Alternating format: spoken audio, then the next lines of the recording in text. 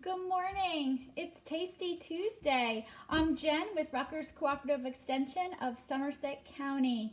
Thank you for joining us. I know some people will be coming on live in a few minutes. If you're catching the replay, comment below, #replay, and where you're watching from. Okay, we're really going to make a delicious meal today. We're going to do chicken meatballs with spinach and a pesto to go with it. So the first thing we're going to do is just 1 pound of ground chicken.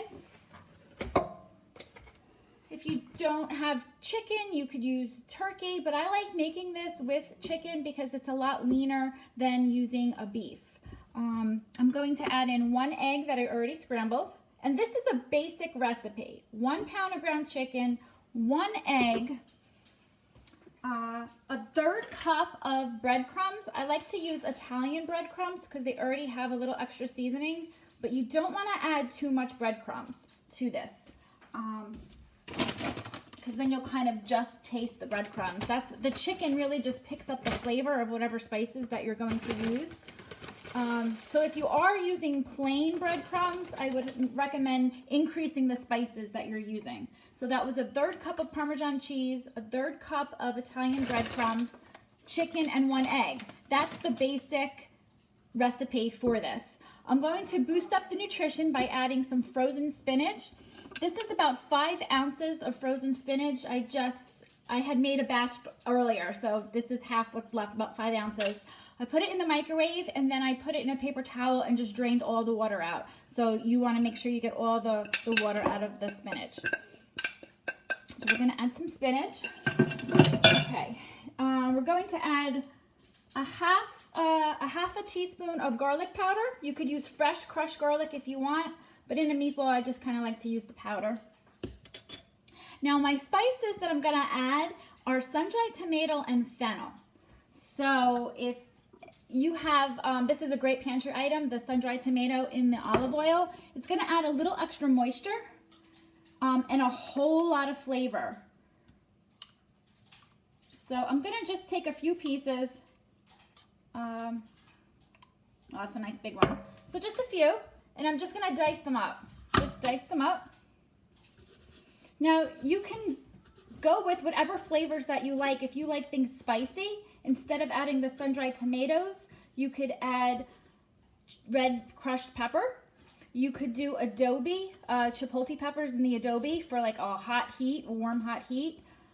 If you want a fiesta flair, you could do chopped cilantro and some lime zest. So I'm just gonna add that in. I'm actually gonna put a little bit more because it really gives it a fantastic flavor. Kind of like that Italian Mediterranean flavor. Okay, and the other ingredient that I'm going to add to go along with this is a half a teaspoon of fennel seed. Okay, I'm going to just put a dash of pepper. I'm not putting any salt in my meatballs. And a dash of parsley.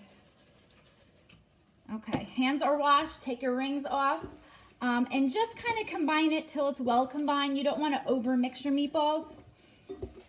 You just want to have a nice consistency. I have my oven preheated at 400 degrees and I lined a baking sheet with parchment paper.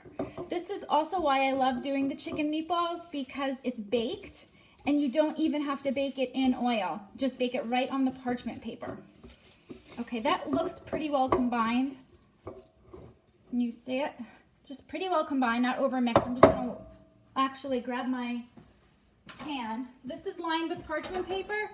This makes about 12 meatballs, so you kind of just judge the size, about that. Right, a nice loose ball. So when I make these, I like to do a double batch.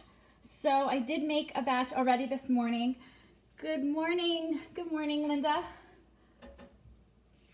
So I have dinner made.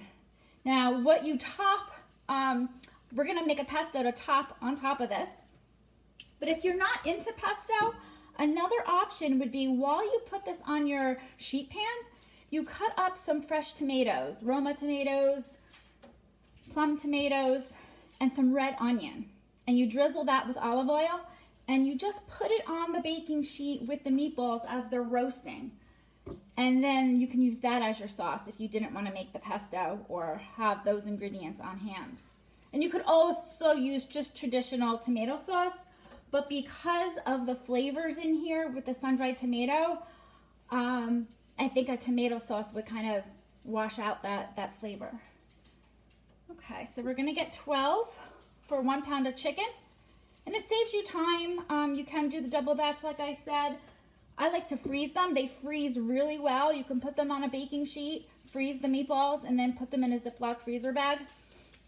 They'll last up to probably, 2-3 months in the freezer. Okay, now I made some of these a little too big, so I'm just gonna shrink them up so I get my 12.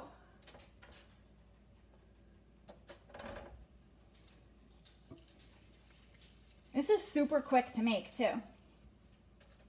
Okay, last one.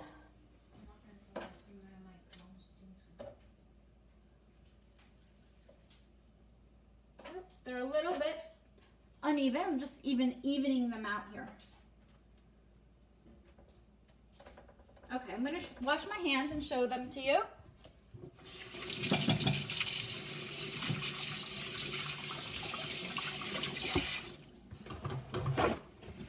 Okay.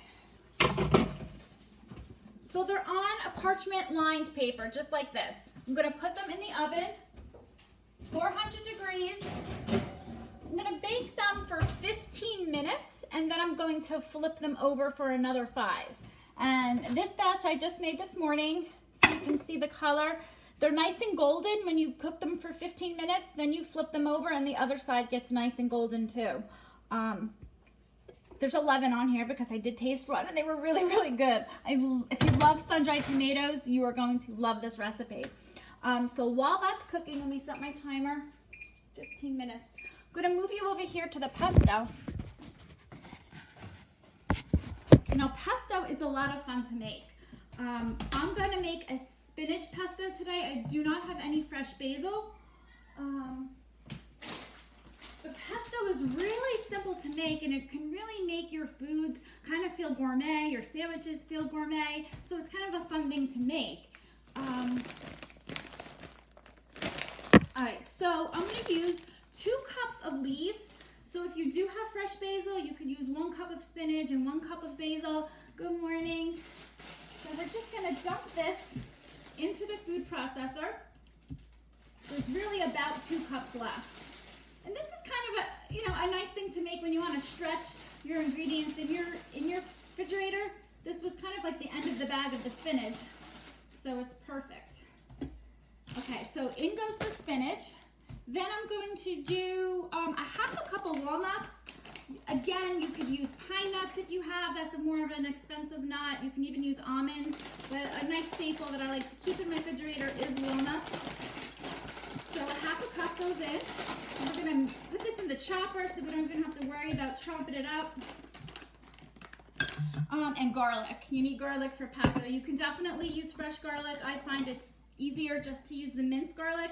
I'm going to use 1 teaspoon of minced garlic. And I'm going to zest 1 lemon.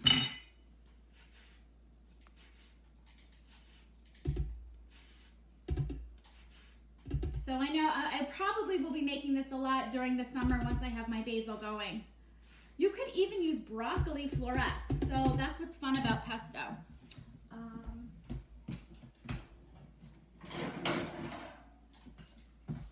Okay, and then we need some Parmesan cheese, 1/4 cup of Parmesan cheese.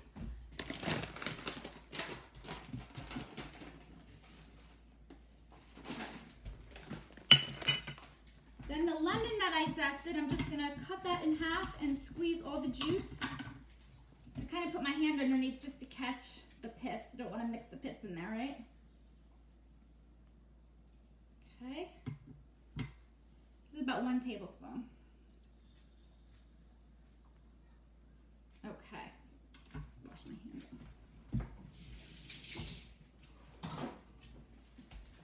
Okay, and then we're just going to add a little salt and pepper, about 1/4 teaspoon of salt and pepper.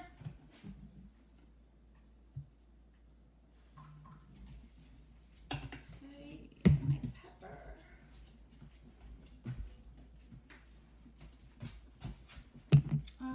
you know what I'm gonna add since I don't have the fresh basil? I'm going to add about a tablespoon of fresh basil. Oh, my dry basil, to kind of simulate that. All right, so I have in here 2 cups of spinach, zest and a lemon, a 1/4 cup of Parmesan cheese, a 1/2 cup of walnuts, a little bit of basil, a dash of salt, and 1/2 teaspoon of garlic. All right, so we're going to put on the attachment and whip it together. We're going to take about 2 tablespoons of olive oil.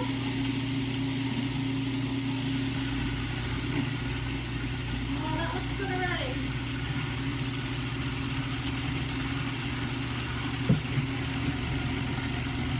Okay, I'm just going to check the consistency and kind of scrape the sides.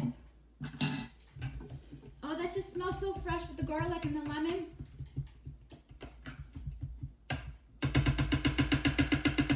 Okay, let's just give that a little taste.